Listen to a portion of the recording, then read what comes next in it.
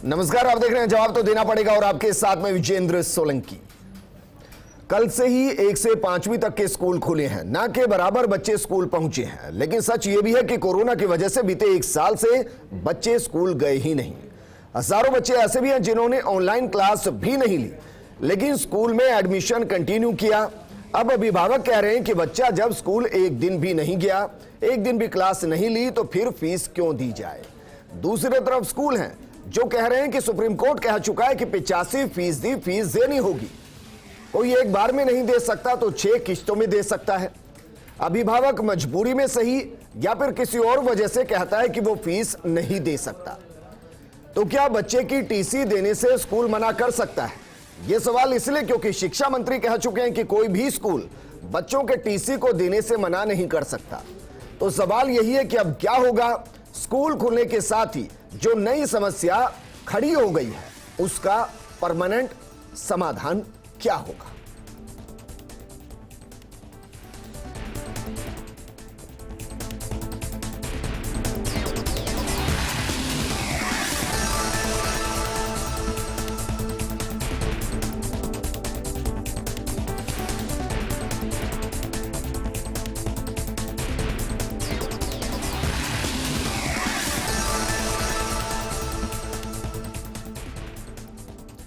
और इस मुद्दे पर बात करने के लिए हमारे साथ मौजूद हैं पेरेंट्स फोरम के अध्यक्ष सुनील यादव जी, स्कूल शिक्षा परिवार के अध्यक्ष अनिल शर्मा जी, नेता प्रतिपक्ष गुलाबचंद कटारिया जी और कांग्रेस नेता आरसी चौधरी जी। गुलाबचंद कटारिया जी, आपके साथ मैं चर्चा शुरू करना चाहूंगा। सर, कल से स्कूल शुरू हुए हैं और अभिभावकों के सामने समस्या ये कि पूरे साल स्कूल खुले नहीं। हजारों बच्चे ऐसे जिन्होंने ऑनलाइन क्लास ली नहीं, लेकिन स्कूल कह रहे हैं कि फीस आपको देनी पड़ेगी, 85% फीस आपको देनी पड़ेगी। आपको लगता है कि बच्चों और अभिभावकों के साथ इंसाफ है या सीधे तौर पर लूट है?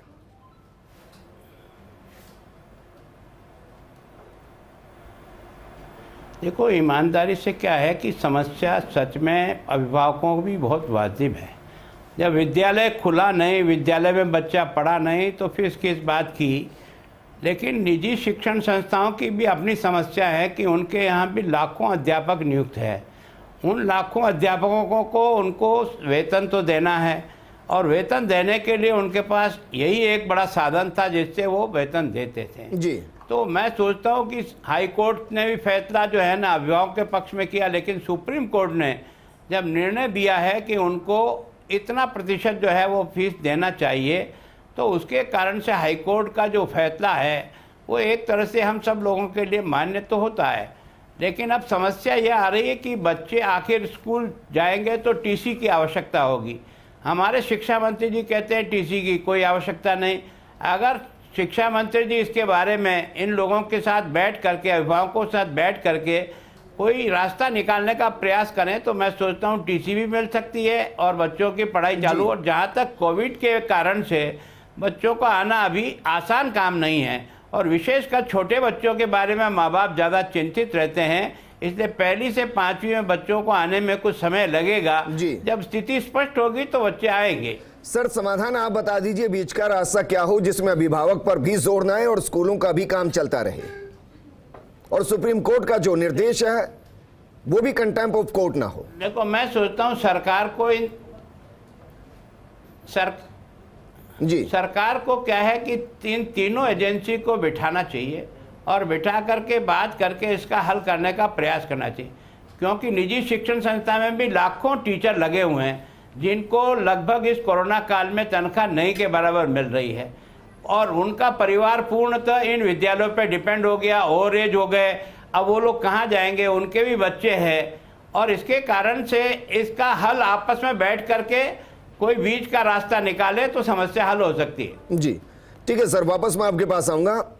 आरसी चौधरी जी, ये समस्या जब तक सड़कों पर ना आएगी, क्या मान लिया जाए तब तक सुनवाई नहीं होगी? क्योंकि धीरे धीरे चिंगारी ही आग का रूप लेती है। चिंगारी के वक्त ही अगर उसको बुझा दिया जाएगा तो आग लगने से बच जाएगी। सर विजेंद्र जी, निश्चित रूप से आप ठीक बात कर रहे हैं। कहीं ना कहीं पे जो सिलसिला उड़ता है और सिलसिला चलने के साथ में जुड़ता जाता है।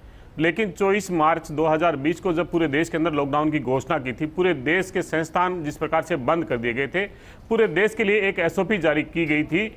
अगर ये पूरा जो मामला है वो एक राज्य का ही नहीं हो सकता, पूरे देश के अंदर ये संस्थानों पे अलग अलग जगह पे इस प्रकार की स्थितियां हैं। तमाम राज्य सरकारों के साथ में प्रधानमंत्री जी संवाद करते, पूरे देश के लिए एक एसओपी जारी करते, तो निश्चित रूप से मुझे लगता है कि बहुत बेहतर हो सकता। इस वैश्विक महामारी के दौरान बहुत से लोगों ने अपना रोजगार खोया, बहुत से लोगों की जो आजीविका थी वो चली गई, और आज चुनौती निश्चित रूप से है। लेकिन जिस प्रकार से यहाँ पे कटारिया साहब ने कहा, कटारिया साहब ना सिर्फ भारतीय जनता पार्टी के वरिष्ठ नेता हैं, वो सदन की कार्रवाइयों के बहुत विशेषज्ञ के तौर पे, ज्ञाता के तौर पे हैं, और पार्टी के विपक्ष के नेता हैं, प्रदेश के अंदर विपक्ष के नेता हैं।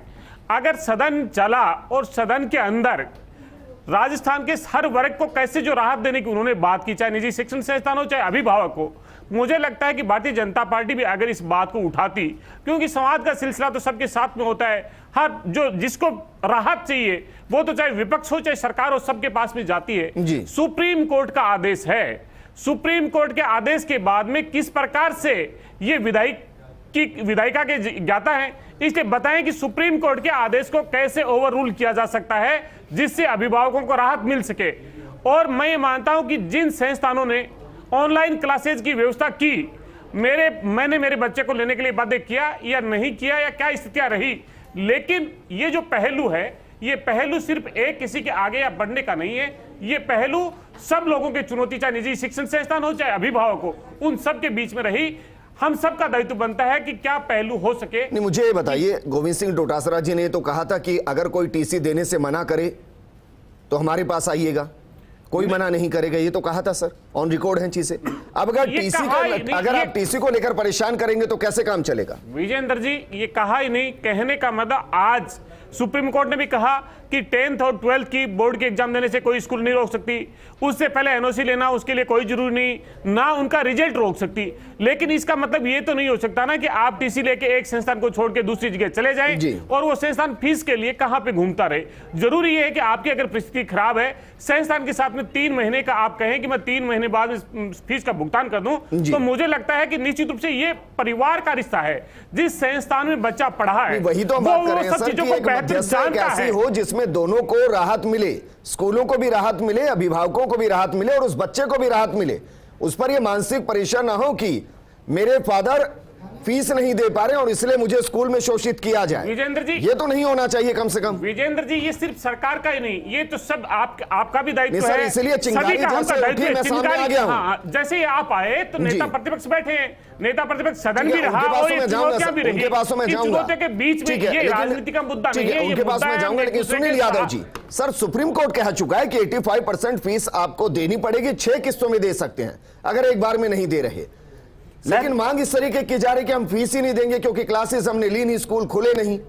देखिए, सुप्रीम कोर्ट का जो आदेश था उसको स्कूल वालों ने अभिभावकों को ना तो पूरी तरह समझाया। जिस अभिभावक ने अगर अच्छे से पढ़ा हो, अगर आप लोगों को भी पूरा ज्ञान हो, मैं बता दूं सुप्रीम कोर्ट ने यह बोला था कि 20-21 की जो फीस है उसकी जगह वो जो फीस है उसके लिए आपको 19-20 की फीस का 85% देना है। लेकिन अगर 19-20 की फीस फी एक्ट 2016 के अकॉर्डिंग तय की गई है तो मैं सबसे पहले आपको बता दूं, इस चैनल के माध्यम से बता दूं, हमारे पास नेता प्रतिपक्ष भी बैठे हैं, कांग्रेस के भी नेता है, अनिल शर्मा जी भी बैठे हैं।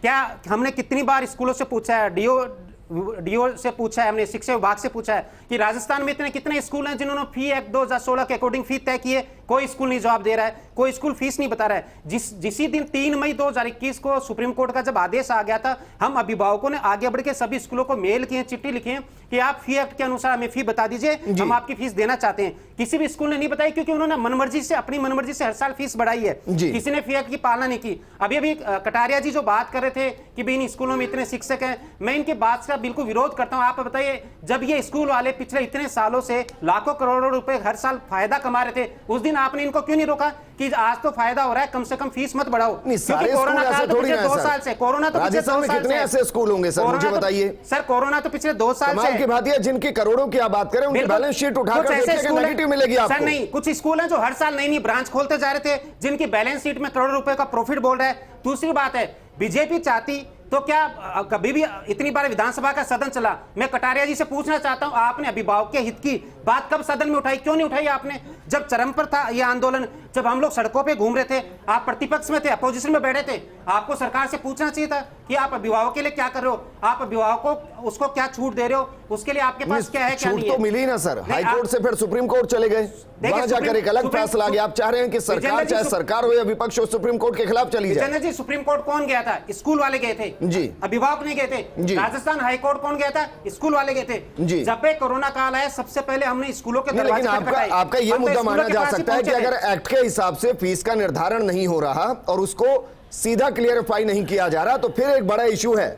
सुनील यादव जी, राज्य सरकार फी एक्ट के अनुसार फी तय कर रहा है ना। हमने राज्य सरकार को भी लिखा है, मंत्री जी को भी लिखा है, शिक्षा विभाग को लिखा है, डीओ को भी लिखा है। अनिल शर्मा जी, अगर सर फीस एक्ट के हिसाब से नहीं और मनमाने तरीके से हो रही है, फिर तो गलत है सर, फिर कैसे मांग उठाई जाए? पहले तो मैं बता दूं कि पेरेंट्स एसोसिएशन वाले बोल ही गलत रहे हैं। सुप्रीम कोर्ट का फैसला 3 मई को आया है और उसमें जो फीस एक्ट थे उसको सही ठहराया गया है। सुप्रीम कोर्ट ने ही फीस एक्ट पे स्टे दे रखा था। अब मेरे ये समझ से परे है, जब स्टे था तो उसकी पालना कैसे होती? ये तो एक्ट में पढ़ लीजिए आप, उसकी बाकायदा धाराओं को चेंज किया सुप्रीम कोर्ट ने, जिन धाराओं को चैलेंज किया गया था सेक्शंस को। तो 3 मई को फैसला आया है। अब मैं ये और बता दूं, एक्ट ये कहता है कि किसी भी सत्र के प्रारंभ होने के 6 महीने पहले आपको फीस तय करनी पड़ेगी। अब 3 मई के 6 महीने पहले तो कर नहीं सकते, इसलिए फीस अब होगी 22-23 की एक्ट के अनुसार। तो झगड़ा वो है ही नहीं फीस तय करने का नहीं करने का, सिंपल सा सवाल है। सुप्रीम कोर्ट ने कहा था 19 जनवरी 2020 में लगा था। अरे तो एक्ट है ना, उसमें उससे पहले कहां लगा था? उससे पहले आप लोगों ने कब पालना की? 2016 में एक्ट आया था, 17 में उसके रूल्स आए से, 17-18 से उसकी पालना 18 से ही एक्ट स्टे है। पहले राजस्थान हाई कोर्ट का स्टे था, फिर कांग्रेस सरकार ने जब राजस्थान हाई कोर्ट का स्टे तुड़वाया, अच्छा मुझे तो उसके बाद सुप्रीम कोर्ट का स्टे आ गया। मेरे पास वक्त की कमी होती है, मुझे सॉल्यूशन बताइए कि ना तो अभिभावक बहुत आसान सा सॉल्यूशन है, स्कूल वाले सड़कों पर उतरे, बस बच्चे स्कूल के अंदर दिखाई बहुत अच्छा सॉल्यूशन है इसका, बहुत सामान्य ऐसा व्यवहारिक भी है। अभिभावक क्या कर रहे हैं कि इन तथाकथित नेताओं के चक्कर में आकर, फीस बचाने के चक्कर में स्कूल से टीसी मांग रहे हैं। अब आप एक चीज सोचिए, एक स्कूल तक फीस नहीं देना चाहते, टीसी और मांग के दूसरे स्कूल में जा रहे हैं। स्कूल का कहना यह सब, मैं भी स्कूल वाला हूं, वो बच्चा हमारे यहाँ कंटिन्यू करे, उसके पास पैसा नहीं है तो एक एप्लीकेशन दे दे कि साहब इस फीस को मैं साल भर में चुका दूंगा, हम टीचर को तनख्वाह साल भर में दे देंगे। अब वो बच्चा टीसी लेके जा रहा है तो हम उसको कैसे जाने देंगे? अब रूल्स की बात आ जाती है, जब वो स्कूल का साथ नहीं देना चाहता तो स्कूल उसका साथ कैसे देगी? ये व्यवहारिक प्रॉब्लम है और कहीं झगड़ा नहीं है। मतलब आप जो बच्चे कंटिन्यू कर रहे हैं, ये कहे कि मैं 6 किस्तों में नहीं 12 किस्तों में 12 में देखा दिक्कत है सर, उसको परमिट कर देंगे, कोई दिक्कत नहीं। अब छोड़ के जाना चाह रहे हैं, अभिभावक स्कूल वालों के पास गया है, उनसे निवेदन कर रहा है, लेकिन स्कूल वाले कुछ सुन नहीं रहे। देखिए मेरा अनिल शर्मा जी, मैं आपको एक बात बता दूं कि अभिभावक ने अगर अपने बच्चे को एक दिन भी ऑनलाइन क्लासेस दिलाई है, वो उसके लिए देना चाह रहे हैं, लेकिन अगर किसी की कोई परिस्थिति है, वो बार-बार जा रहा है, आप मिलो, आप उससे उसकी समस्या सुनो। सुनील यादव जी, आप ये तो मानिए ना सर कि बच्चा स्कूल में एडमिशन है उसका, 1 साल तक वो कंटिन्यू कर रहा है, उसने प्रमोट भी किया है उसी स्कूल से, ये तो मानेंगे ना सर? लेकिन ऑनलाइन क्लासेस की बच्चा प्रमोट कहां से हुआ?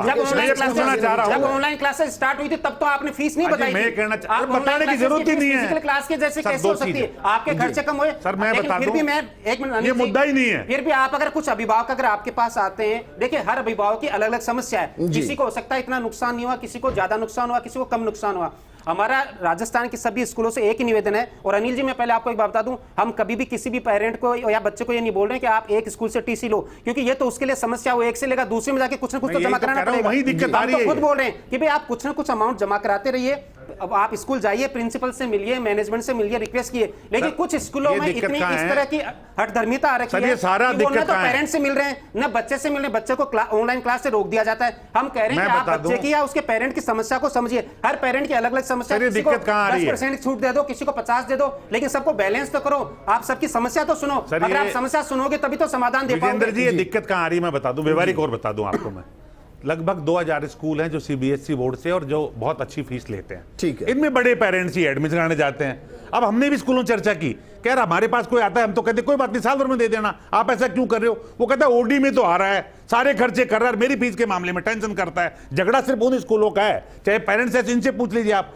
तथाकथित 2000 स्कूल मुश्किल से, जिसमें 57 स्कूल जयपुर के हैं, आप कंप्लेंट उठा के देख लीजिए डीओ के पास, कभी जयपुरिया स्कूल आएगी, कभी डीपीएस आएगी, कभी नीरजा मोदी आएगी, इन कभी पेड़ी वाले स्कूल आएगी, इनके अलावा झगड़ा ही नहीं है किसी का। ठीक है, तो सरकार या तो इन चंद बड़े स्कूलों पूरे को राजस्थान में बात कर ले। 50 के आसपास ऐसे स्कूल हैं बस जो उनका अपनी झगड़ा है मनमर्जी सारा। कर रहे हैं, अपनी मनमर्जी से स्कूलों से उनके लिए पेरेंट्स पे प्रेशर बढ़ा रहे हैं, मनमर्जी से हर साल और इसमें तो- बढ़ाते हैं। मैं तो fixed और हमें rate तो में भी कभी-कभी कहूंगा। लगता है नहीं तो सरकार के फिर उन नुमाइंदे बैठे स्कूलों पर पट्टी कार्रवाई बस्ती होनी में चाहिए ना सर, ऐसा थोड़ी ना उन स्कूलों के चक्कर में सभी को लपेटे सर, में मैं ये ले कह रहा हूं, उन स्कूलों की लिस्ट बना कर ये दें। ये क्या करते हैं, सबको घसीटते हैं। ठीक है, उनकी गुलाबचंद 50 कटारिया लिस्ट जी बना हमारे के साथ है। दो। गुलाबचंद कटारिया जी, बाकायदा आपकी अध्यक्षता में एक कमेटी बनी थी और अगर मैं गलत नहीं तो महाराष्ट्र पैटर्न इस वक्त राजस्थान में लागू है सर। उसके बाद फिर दिल्ली पैटर्न भी आया। दिल्ली में एक बेहतरीन व्यवस्था की गई थी और व्यवस्था अभी भी है। व्यवस्था यह है कि किसी भी स्कूल की फीस महंगाई के हिसाब से बढ़ेगी और उस पर कोई कैलकुलेशन नहीं है। अगर उससे ज्यादा बढ़ाएगा तो 5 CA की कमेटी है, वहां जाकर उसको ऑडिट कराना पड़ेगा। अगर उसमें घपला मिला तो फिर उस पर पेनल्टी लगती है। एक इस तरीके की व्यवस्था की मांग राजस्थान में क्यों नहीं की जाती कि जिंदगी भर के लिए, हमेशा के लिए झगड़ा यह खत्म सिस्टम ही खत्म हो जाए कि किसने कितनी फीस बढ़ाई, कितनी कम की।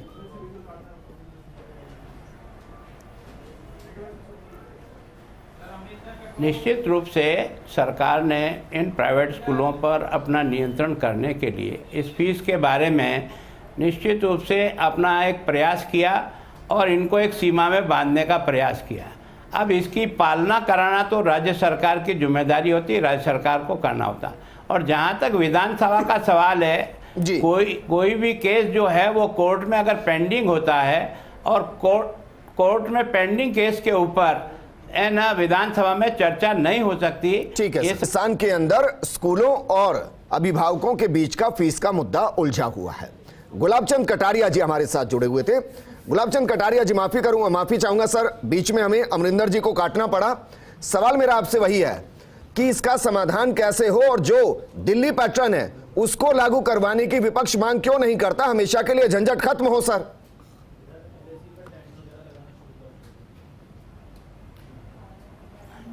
देखो, मैं सोचता हूं कि विपक्ष का जो मुद्दा था विधानसभा में इसलिए नहीं उठ सकता था जी। क्योंकि एक कोर्ट के अंदर विचाराधीन है और जो मामला कोर्ट के अंदर विचाराधीन होता है उस पर विधानसभा में चर्चा का विषय नहीं बनता है जी। और इस कारण से इसको उठाना उचित नहीं था, नहीं ठीक उठाया। है सर, ये लेकिन मान लें इसके कि अगला पहले जो जो बजट आंदोलन- सेशन आएगा उससे पहले आप ये सजेशन देंगे और मानकर चले अगले बजट सेशन में इसको लागू कर दिया जाएगा, ऐसी कम से कम विपक्ष की तरफ से मांग की जाए।